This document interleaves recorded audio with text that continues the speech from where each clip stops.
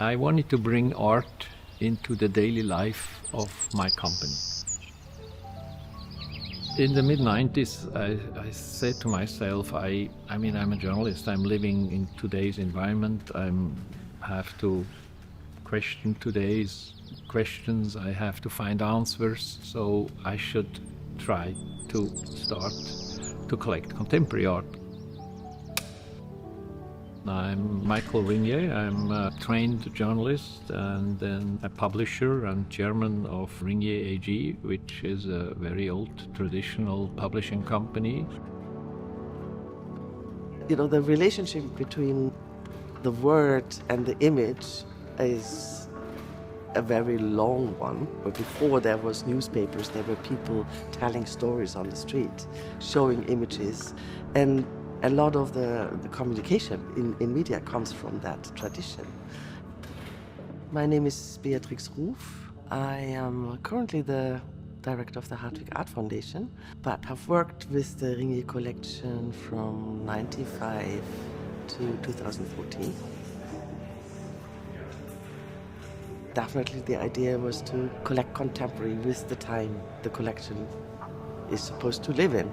And then when you enter the contemporary art world, of course, a lot of the information comes from the artists you work with, the art that starts to communicate to one another. It's an organism that builds itself in a way also. The problem is at the beginning you have to make a definition. Where would you like to start? Because it's endless.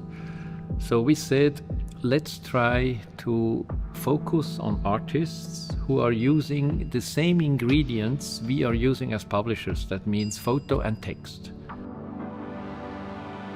We know the Langen Foundation since many years, and my wife said, that was 4 years ago, you know, that's your museum. Why don't we do a show here? This is an amazing place. The first idea was, of course, that Beatrix, who is the founder of this collection, that she's acting as a curator. Then I said it would be great if you have a counterpart, and why not an artist? I'm Guyton, an artist in the collection and co-curating the exhibition. Beatrix and I worked together on an exhibition in Zurich when she was at the Kunsthalle. And Michael has collected my work for almost 20 years. When they asked me to collaborate on this show, I realized, not being a curator, I would have to deal with the show spatially and come up with a structure that made sense to me as an artist. I thought the greatest challenge was figuring out how do you show so many artworks and make it experientially meaningful. When I install my own shows, I think about the architecture and the way a viewer moves through it. So I visited Langen. I hadn't really been here before. And the building is very special, very particular. It's not just the inside, which is very unusual because it has huge rooms. The landscape around is also very remarkable. They're very signature elements of Tadao Ando buildings, like being outside while you're inside, and these extremely long ramps and double height spaces with mezzanines. I was most struck by the scale of the rooms and these, I would call them strange features of moving people through the building.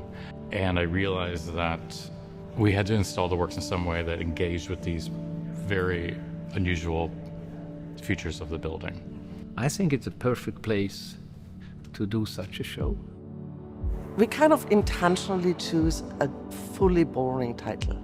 And the fully boring title is, of course, not boring at all in the end when you think what you transport as expectations and thinking into those terms. Everything you see here in painting actually does question the potential of painting in the one or the other way, and often is not even what you would consider painting. And the same applies to most of the categories that the classical art terms have. You need some place to stand, even if it's momentary, to think about an artwork. And many of the artworks in Michael's collection do the same thing.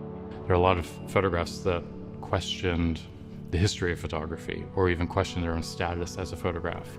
The same thing with the sculptures and paintings too. So this runs through the entire exhibition. A sculpture of Wade Guyton is a sofa or a roll of carpet intervening with the space. So there is a lot of things that actually call something but are not what you transport towards it. So it's also intentional to say this is drawing, this is photography, knowing that the terms do not fully function. I had to find a way to dig through thousands of artworks myself and make some sense of them, rather than thinking about thematic issues or content. The thing that stood out to me that was very pragmatic was that we were dealing with photographs that have very particular installation needs. You're dealing with objects or sculpture that have to be installed. They take up space. You have paintings that need walls. This seemed like an organizing principle of using the building. I think we really wanted to test it to the very edges and also use as much of its possibilities. And that's probably a bit unusual for this architecture, to actually test it with so much work. I often ask artists what is their favorite room, or like the ideal room. There is no ideal room. The interesting thing is to actually dialogue with the spaces.